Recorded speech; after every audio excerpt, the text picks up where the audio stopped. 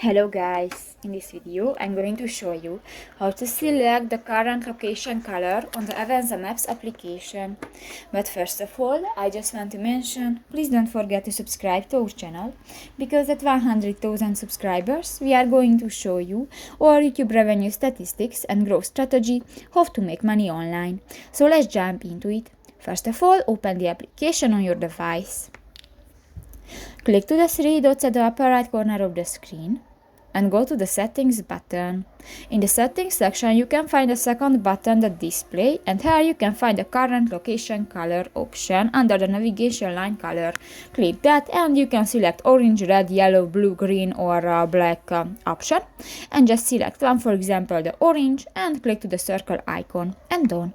So that's pretty much it for this video guys. See you in the next one. Bye bye.